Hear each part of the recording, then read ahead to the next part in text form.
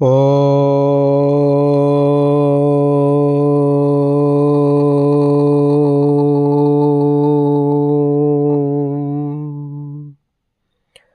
சாந்தி.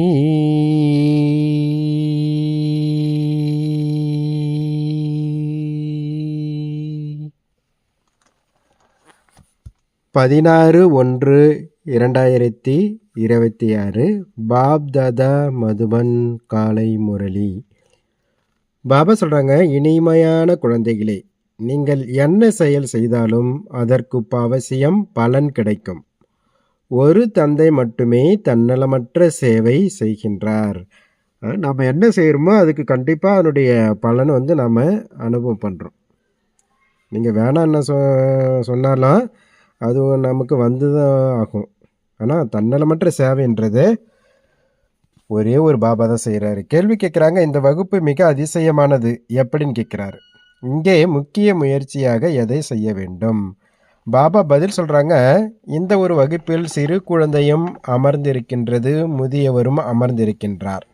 இந்த வகுப்பு அப்படி அதிசயமானது. இதில் கல்புத்தி உடையவர்கள், கூனிகள், சாதுக்கள் எல்லோரும் ஒரு நாள் அமர்வார்கள். நினைவின் முயற்சியே இங்கு முக்கியம். நினைவால் தான் ஆத்மாவிற்கும் சரீரத்திற்கும் இயற்கை வைத்தியம் நடக்கின்றது. எனினும் நினைவிற்கும் ஞானம் தேவை. இங்கே பாருங்களேன், அந்த காலேஜ் இதெல்லாம் டாக்டர் படிக்கணும்னா அங்கே இந்த ஃபஸ்ட் கிளாஸ் அந்த கிரீம் ஸ்டூடெண்ட்ஸ் நல்லா படிக்கிறவங்க தான் அந்த டாக்டர்ஸ் நல்ல மதிப்பெண் எடுக்கிறவங்க ஒரு வகுப்பு இருக்குது. அது கம்மியாக படித்தா அதுக்கு கீழான படிப்பெல்லாம் போய் சேருவாங்க. ஆனால் இங்கே பாருங்களேன், எல்லோருக்குமே சின்ன குழந்தையிலேருந்து வயசானவங்க வரலாம் எல்லோருமே இந்த யூனிவர்சிட்டியில் படிக்கலாம். யூனிவர்சிட்டியில் இருக்கக்கூடிய அனைவர்களுமே படிக்கலாம் அந்த யூனிவர்சிட்டியில். முக்கியமாக முயற்சி தான் நினைவில் தான் இருக்குது. நினைவு செய்வதற்கு கூட ஞானம் தேவை.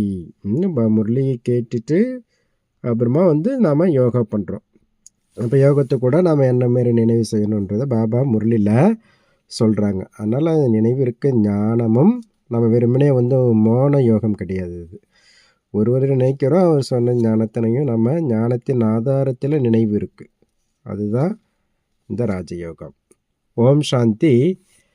இனிமேலும் இனிய ஆன்மீக குழந்தைகள், இந்த இரவு பயணிகளே களைப்படையாதீர்கள் என்ற பாடலை கேட்டீர்கள். ஆன்மீக தந்தை குழந்தைகளுக்கு இதன் அர்த்தத்தையும் புரிய வைக்கின்றார். இதில் அதிசயம் என்னவென்றால், கீதை மற்றும் சாஸ்திரங்களை உருவாக்கியவர்களுக்கு இதனுடைய அர்த்தம் தெரியவில்லை. இந்த சாஸ்திரம் எழுதுங்களுக்கு கூட அதனுடைய அர்த்தம் தெரியாது. நமக்கு கூட முன்னாடி தெரியாமல் தான் இருந்தது. பாபாகிட்ட வந்த பிறகு தான் இந்த பக்தி மாத்துடைய பாட்டினுடைய அர்த்தமே புரியுது நமக்கு. ஒவ்வொரு விஷயத்திலும் தவறான அர்த்தத்தையே சொல்கிறார்கள். ஞானக்கடல் பதித்த பாவனராக இருக்கும் ஆன்மீக தந்தை அமர்ந்து இதன் அர்த்தத்தை சொல்கின்றார். ராஜ யோகத்தையும் தந்தையே கற்பிக்கின்றார். இப்பொழுது மீண்டும் அரசர்களின் அரசராகிறீர்கள் என்பது குழந்தைகள் உங்களுக்கு தெரியும். ராஜாக்கெல்லாம் ராஜா மகாராஜா ஆகிறோம். நாம் மீண்டும் பாரிஸ்டர் ஆகின்றோம் என்று மற்ற கல்விக்கூடங்களில் சொல்ல மாட்டார்கள். மீண்டும் என்ற வார்த்தையை சொல்வதற்கு யாருக்கும் வராது. இந்த யூனிவர்சிட்டியில் மட்டும்தான் சொல்லுவாங்க, நீங்கள் மீண்டும் மீண்டும் 5000 வருஷத்துக்கு இதே படிப்பை படிக்கிறீங்க. வேறு எந்த காலேஜ்லேயும் இந்தமாரி சொல்லவே முடியாது. நாங்கள் 5000 வருடங்களுக்கு முன்பு போலவே மீண்டும் எல்லையற்ற தந்தையிடம் படிக்கின்றோம் என நீங்கள் சொல்கிறீர்கள். இந்த விநாசமும் மீண்டும் நிச்சயம் நடக்க வேண்டும். எவ்வளவு பெரிய பெரிய வெடிகுண்டுகளை தயாரித்து கொண்டே இருக்கின்றார்கள். அதிக சக்தியோடு தயாரிக்கிறார்கள். போன வருஷத்தோட இந்த வருஷம் இன்னும் பவர்ஃபுல்லாக தயாரிக்கிறாங்க விநாசத்துக்காக. அப்படியே வைத்திருக்க தயாரிப்பதில்லை. இந்த விநாசமும் நல்ல காரியத்திற்காகவே நடக்கின்றது. எல்லாம் தயார் பண்ணி சும்மா வச்சுருப்பாங்க, எல்லாம் ஒரு நாள் எல்லாம் வெடிக்க போகுதுன்றார் பாப்பா. குழந்தைகள், நீங்கள் பயப்படுவதற்கு எந்த அவசியமும் கிடையாது. இது நன்மை செய்யும் யுத்தம். தந்தை நன்மை செய்யவே வருகின்றார். தந்தை பிரம்மா மூலமாக ஸ்தாபனையையும் சங்கர் மூலமாக அழிவையும் செய்ய வைக்கின்றார் என்று சொல்கிறார்கள். எனவே இந்த வெடிகுண்டுகள் எல்லாம் அழிவிற்காக இருக்கின்றன. இதைவிட பெரிய பொருளாக வேறு எதுவும் இல்லை. கூடவே இயற்கை பேரழிவுகளும் ஏற்படுகின்றன.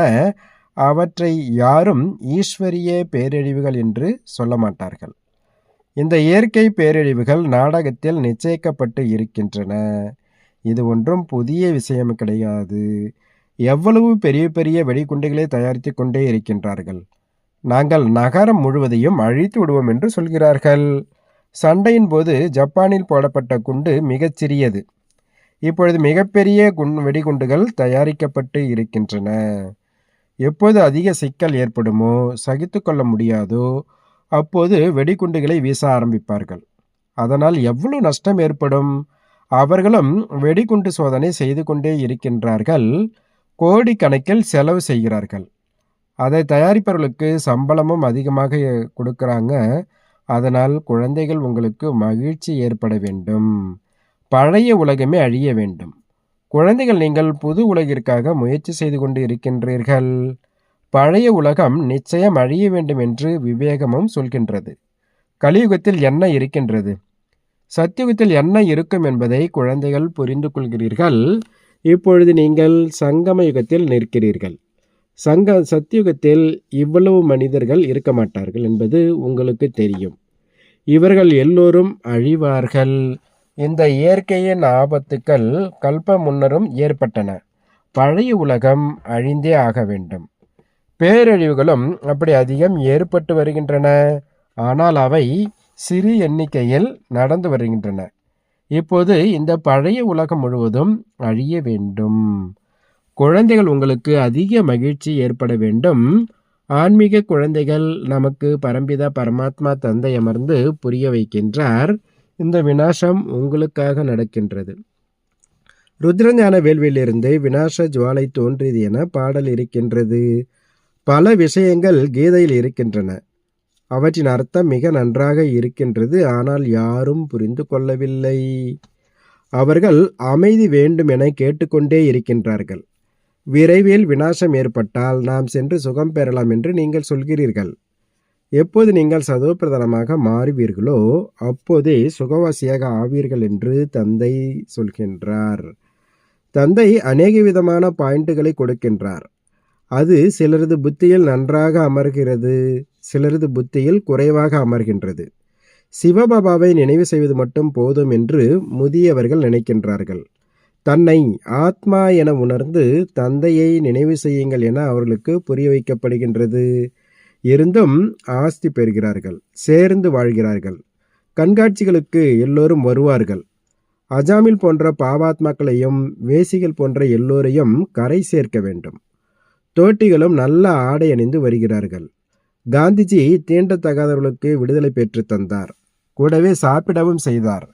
தந்தையோ யாரையும் தடை செய்வதில்லை.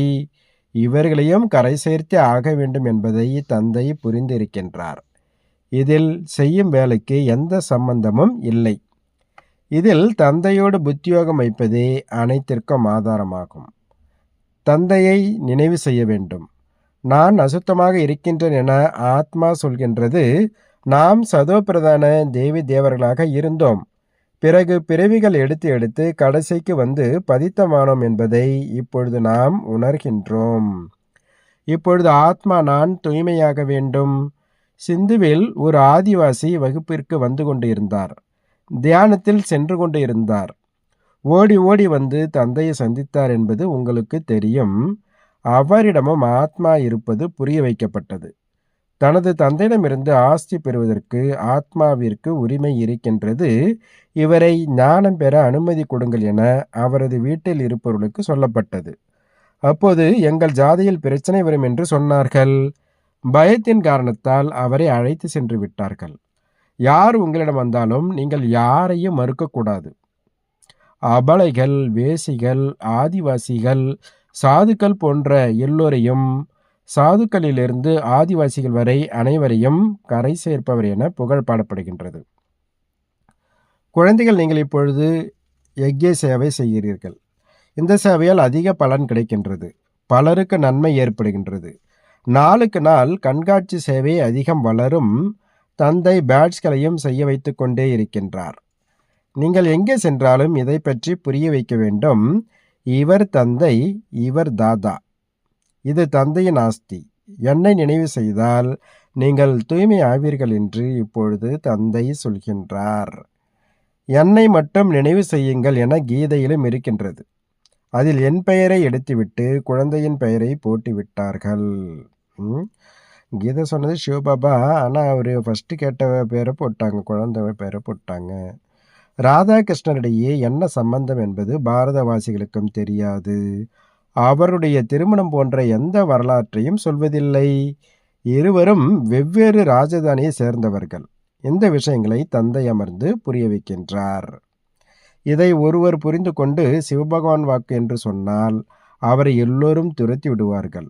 இதை நீ எங்கிருந்து கற்றாய், அவர் எந்த மாதிரி குரு என்று கேட்கும் பொழுது அவர் BK என்று சொன்னால் எல்லோரும் கோபப்படுவார்கள். இந்த குருமார்களின் ராஜ்யமே கவிழ்ந்துவிடும். அப்படி பலர் வருகிறார்கள், எழுதியும் தருகிறார்கள், பிறகு காணாமல் போகின்றார்கள். தந்தை குழந்தைகளுக்கு எந்த சிரமத்தையும் கொடுப்பதில்லை. மிக எளிய உத்தியை சொல்கின்றார். ஒருவருக்கு குழந்தை இல்லை என்றால் குழந்தை கொடு என பகவானிடம் கேட்கின்றார்கள். பிறகு கிடைத்தால் அதை மிக நன்றாக வளர்க்கிறார்கள், படிக்க வைக்கிறார்கள். பிறகு வளர்ந்து பெரியவரானதும் இப்பொழுது உனது தொழிலை செய் என்று சொல்கிறார்கள். தந்தை குழந்தையை வளர்த்து தகுதி பெற வைக்கின்றார். அதனால் அவர் குழந்தைகளுக்கு சேவகராக இருக்கின்றார். இந்த தந்தை குழந்தைகளுக்கு சேவை செய்து கூடவே அழைத்து செல்கின்றார். குழந்தை பெரியவராகி தொழிலை செய்வார், தனக்கு முதுமை வரும்பொழுது நமக்கு சேவை செய்வார் என அந்த லௌகீக தந்தை நினைப்பார். இந்த தந்தை தனக்கு சேவை செய்ய வேண்டும் என கேட்க மாட்டார். இவரோ தன்னலமற்றவர். எதுவரை வாழ்கிறேனோ அதுவரை என்னை பராமரிப்பது குழந்தையின் கடமை என லௌகீக தந்தை நினைக்கின்றார். இந்த ஆசை அந்த லௌகீக தந்தை வைக்கிறாரு குழந்தைகள் மேலே. ஆனால் பாபா சொல்கிறார், நான் தன்னலமற்ற சேவை செய்கிறேன் அப்படின்றார். நான் ராஜ்யம் செய்வது கிடையாது, அவருக்கு சேவை செய்வதற்குன்னு உடலும் கிடையாது, குழந்தைகளை சேவை செய்யவும் வைக்கிறது கிடையாது. அந்த இதுவுமே சுயநலமில்லாத சேவை செய்யக்கூடியவர் ஒரே ஒரு பாபா தான். நான் எவ்வளோ தன்னலமின்றி இருக்கின்றேன். மற்றவர் யார் என்ன செய்தாலும் அதற்குரிய பலன் அவருக்கு நிச்சயம் கிடைக்கும். இவர் அனைவருக்கும் தந்தை. நான் குழந்தைகள் உங்களுக்கு சொர்க்கத்தின் ராஜ்யத்தை கொடுக்கின்றேன் என்று சொல்கின்றார். நீங்கள் எவ்வளவு உயர்ந்த பதவியை பெறுகிறீர்கள். நான் பிரம்மாண்டத்திற்கு மட்டும் எஜமானர், அப்படி நீங்களும் இருக்கின்றீர்கள். எனினும் நீங்கள் ராஜ்யத்தை பெறுகிறீர்கள், பிறகு இழக்கின்றீர்கள். நான் ராஜ்யத்தை பெறுவதும் இல்லை, இழப்பதும் இல்லை. எனக்கு நாடகத்தில் இந்த பாகம் இருக்கின்றார் பாபா. குழந்தைகள், நீங்கள் சுகத்தின் ஆசையை பெறுவதற்கு முயற்சி செய்கிறீர்கள். மற்ற எல்லோரும் அமைதியை மட்டும் கேட்கின்றார்கள். சுகம் காக்கை எச்சிலுக்கு சமமானது என்று அந்த குருமார்கள் சொல்கிறார்கள். அதனால் அவர்கள் அமைதியை மட்டும் விரும்புகிறார்கள். அவர்களால் இந்த ஞானத்தை பெற முடியாது. அவர்களுக்கு சுகத்தை பற்றி தெரியவே தெரியாது. அமைதி மற்றும் சுகத்தின் ஆஸ்தி கொடுப்பவர் நான் ஒருவர் மட்டுமே என்பதை தந்தை புரிய வைக்கின்றார். சத்தியுக திரேதாவில் குருமார்கள் இருப்பதில்லை. அங்கே ராவணனே இல்லை. அது ஈஸ்வரிய ராஜ்யம். இப்படி இந்த நாடகம் உருவாக்கப்பட்டு இருக்கின்றது. இந்த விஷயங்கள் வேறு யாருடைய புத்தியிலும் உட்காராது. அதனால் குழந்தைகள் நல்லபடியாக தாரணை செய்து உயர்ந்த பதவி பெற வேண்டும். இப்பொழுது நீங்கள் சங்கம யுகத்தில் இருக்கின்றீர்கள். புது உலக ராஜ்யம் ஸ்தாபனை செய்யப்படுவது உங்களுக்கு தெரியும். நீங்கள் சங்கம யுகத்தில் இருக்கின்றீர்கள். மற்ற எல்லோரும் கலியுகத்தில் இருக்கிறார்கள். அவர்கள் கல்பத்தின் ஆயுளை 1,00,000 வருடங்கள் என்று சொல்கிறார்கள். அதனால் காரிருளில் இருக்கிறார்கள். கும்பகர்ண உறக்கத்தில் உறங்கிக் கொண்டு இருக்கிறார்கள் என பாடப்பட்டுள்ளது. பாண்டவர்களின் வெற்றியும் பாடப்பட்டுள்ளது. நீங்கள் பிராமணர்கள். பிராமணர்களையே யஜ்யத்தை படைக்கிறார்கள். இது அனைத்திலும் பெரிய எல்லையற்ற ஈஸ்வரிய ருத்ர யாகம். அந்த எல்லைக்குட்பட்ட யாகங்கள் அநேக விதங்களில் இருக்கின்றன. இந்த ருத்ர யாகம் ஒரு முறை மட்டுமே நடக்கின்றது. சத்தியுக திரேதாவில் வேறு எந்த யாகமும் நடப்பதில்லை. ஏனென்றால் அங்கே ஆபத்து போன்ற எந்த விஷயமும் கிடையாது. அவையெல்லாம் எல்லைக்குட்பட்ட யாகங்கள். இது எல்லையற்றது. இது எல்லையற்ற தந்தை படைத்திருக்கும் யாகம். இதில் எல்லையற்ற ஆகுதி விழ வேண்டும். பிறகு அரைக்கல்பத்திற்கு எந்த யாகமும் நடக்காது. அங்கே ராவண ராஜ்யமே இல்லை. ராவண ராஜ்யம் ஆரம்பமாகும் பொழுது இவையெல்லாம் ஆரம்பமாகின்றன. எல்லையற்ற யாகம் ஒருமுறை மட்டுமே நடக்கின்றது. இதில் இந்த பழைய உலகம் முழுவதும் ஸ்வாகா ஆகின்றது. இது எல்லையற்ற ருத்ர ஞான யாகம். இதில் ஞான யோக விஷயம் முக்கியம். யோகம் என்றால் நினைவு. நினைவு என்ற வார்த்தை மிக இனியது. யோகம் என்ற வார்த்தை பொதுவானது. யோகத்தின் அர்த்தத்தை யாரும் புரிந்து கொள்ளவில்லை. யோகம் என்றால் தந்தையை நினைவு செய்வது என்பதை நீங்கள் புரிய வைக்க முடியும். பாபா, நீங்கள் எங்களுக்கு எல்லையற்ற ஆஸ்தி கொடுக்கின்றீர்கள். பாபா, நீங்கள் மீண்டும் வந்திருக்கிறீர்கள். நாங்கள் உங்களை மறந்திருந்தோம். நீங்கள் எங்களுக்கு ராஜ பாக்கியத்தை கொடுத்திருந்தீர்கள். இப்பொழுது மீண்டும் வந்து சந்திக்கிறீர்கள். உங்கள் ஸ்ரீமத் படி நாங்கள் நிச்சயம் நடப்போம் என்றெல்லாம் மனதிற்குள் தன்னோடு பேச வேண்டும். பாபா, நீங்கள் எங்களுக்கு நல்ல வழியை சொல்கிறீர்கள். நாங்கள் ஒவ்வொரு கல்பமும் மறக்கிறோம். இப்பொழுது தந்தை மீண்டும் மறக்காதவர்களாக மாற்றுகின்றார். அதனால் இப்பொழுது தந்தையை மட்டும் நினைவு செய்ய வேண்டும். நினைவு செய்தால் மட்டுமே ஆஸ்தி கிடைக்கும். நான் எப்பொழுது நேரில் வருவேனோ அப்பொழுது உங்களுக்கு புரிய வைக்கின்றேன். அதுவரை நீங்கள் துக்கத்தை போக்கி சுகத்தை கொடுப்பவர் என பாடிக்கொண்டே இருக்கின்றீர்கள். மகிமை பாடுகிறீர்கள். ஆனால் ஆத்மாவையோ பரமாத்மாவையோ அறியவில்லை. இவ்வளவு சிறிய புள்ளியில் அழியாத பாகம் பதியப்பட்டு இருப்பதை இப்பொழுது நீங்கள் புரிந்து கொள்கிறீர்கள். இதையும் தந்தை புரிய வைக்கின்றார். அவரை பரம்பிதா பரமாத்மா என்று சொல்கிறார்கள், அதாவது பரமாத்மா. மற்றபடி 1000 சூரியனைப் போல நான் பெரியதாக இருப்பதில்லை. நான் டீச்சரை போல கற்பித்து கொண்டே இருக்கின்றேன். எவ்வளவு அதிக குழந்தைகள் இருக்கிறார்கள். இந்த வகுப்பு எவ்வளவு அதிசயமாக இருக்கின்றது என்பதை பாருங்கள். இதில் யார் யார் படிக்கிறார்கள்? அபலைகள், கூனிகள் படிக்கிறார்கள். சாதுவும் ஒரு நாள் வந்து அமர்வார். முதியவர், சிறு குழந்தை போன்ற எல்லோரும் அமர்கிறார்கள். இப்படிப்பட்ட பள்ளிக்கூடத்தை எப்பொழுதாவது பார்த்திருக்கிறீர்களா? இங்கே இருப்பது நினைவின் முயற்சி. இந்த நினைவிற்கே நேரம் பிடிக்கின்றது. நினைவின் முயற்சி செய்வதும் ஞானம்தானே. நினைவிற்காகவும் ஞானம் இருக்கின்றது. சக்கரத்தை புரிய வைக்கவும் ஞானம் இருக்கின்றது. இயற்கையான மிக நல்ல நேச்சர் கியூர் என்று இதற்கு சொல்லப்படுகின்றது. உங்கள் ஆத்மா முற்றிலும் தூய்மையாகின்றது. அது சரீரத்தை குணமாக்குகிறது. இது ஆத்மாவை குணமாக்குகிறது. ஆத்மாவில்தான் துரு ஏறுகிறது. உண்மையான தங்கமாக இருந்தால் உண்மையான நகை இருக்கும். சிவபாபா இப்பொழுது இங்கே நேரில் வந்திருப்பது குழந்தைகளுக்கு தெரியும். குழந்தைகள் நிச்சயம் தந்தையை நினைவு செய்ய வேண்டும். இப்பொழுது நாம் திரும்பி போக வேண்டும். இந்த கரையிலிருந்து அந்த கரைக்கு போக வேண்டும். தந்தையையும் ஆஸ்தியையும் வீட்டையும் நினைவு செய்யுங்கள். அது இனிய அமைதியான வீடு. அசாந்தியால் துக்கம் ஏற்படுகின்றது. சாந்தியால் சுகம் ஏற்படுகின்றது. சத்யுகத்தில் சுகம், சாந்தி, செல்வம் எல்லாம் இருக்கும். அங்கே சண்டை சச்சரவின் விஷயமே கிடையாது. நாம் சதோபிரதான சொக்கத்தங்கமாக வேண்டும் என்ற கவலை குழந்தைகளுக்கு இருக்க வேண்டும். அப்போதே உயர்ந்த பதவி பெறுவீர்கள். இங்கே ஆன்மீக சாப்பாடு கிடைக்கின்றது. இன்று என்னென்ன முக்கிய பாயிண்ட்களை கேட்டோம் என்று பிறகு அசை போட வேண்டும். ஆத்மாவுடைய உணவு பாபா இந்த முரளி தான். அப்போ டெய்லி பாபா வந்து நமக்கு ஆத்மாவுக்கு சாப்பாடு ஊட்டுறாரு. அப்போ அந்த மாடு மாதிரி நம்ம இந்த 1 ஹவரில் அந்த ஞானத்தை எடுத்துக்கிட்டு பிறகு ஃப்ரீயாக இருக்கும்போது பாபா நமக்கு என்னென்னலாம் ஊட்டினாரு அதை வந்து என்ன பண்ணணும், ஞான கருத்துக்களை அசை போட்டு அதை சக்தியாக மாற்றணும். ஆன்மீக யாத்திரை, உலகிய யாத்திரை என 2 யாத்திரைகள் இருக்குது அப்படின்றதும் புரிய வைக்கப்பட்டது. இந்த ஆன்மீக யாத்திரை தான் உங்களுடைய வேலை. உங்களுடைய வேலைக்கு காரியத்துக்கு யூஸ் ஆகும். மன்மனாபவ என்பது பகவான் வாக்கு. பாபா தாரணைக்கான முக்கிய சாரம் சொல்கிறாரு. ஃபஸ்ட்டு பாயிண்ட், இந்த அழிவும் நல்லதற்காகவே நடக்கின்றது. அதனால் பயப்படாதீர்கள். நன்மை செய்யும் தந்தை எப்பொழுதும் நன்மை தரும் காரியத்தையே செய்ய வைக்கின்றார். இந்த நினைவால் சதா மகிழ்ச்சியோடு இருக்க வேண்டும். 2வது பாயிண்ட், சதோபிரதான சொக்கத்தங்கமாகி உயர்ந்த பதவி பெற வேண்டும் என்ற ஒரு கவலை மட்டும் எப்பொழுதும் இருக்க வேண்டும். எந்த ஆன்மீக சாப்பாடு கிடைக்கின்றதோ அதை அசை போட வேண்டும். பாபா இன்னைக்கு வரதானம் கொடுக்குறாரு. தன்னை பொறுப்பாளி என உணர்ந்து ஒவ்வொரு காரியத்தையும் சரியான விதியோடு செய்யும் சம்பூர்ண வெற்றி சொரூபம் ஆகுக. இந்த நேரம் சங்கமிக உயர்ந்த ஆத்மாக்கள் உங்களுடைய ஒவ்வொரு உயர்ந்த காரியமும் முழு கல்பத்திற்கு சட்டமாக ஒவ்வொரு காரியத்தையும் செய்யுங்கள். அதனால் கவனக்குறைவு தானே முடியும். We are law makers. நம்ம சட்டத்தை உருவாக்குபவர்கள் இல்லையா? நாம் என்ன செய்கிறோமோ அதுதான் உலகத்துக்கு சட்டமாகுது.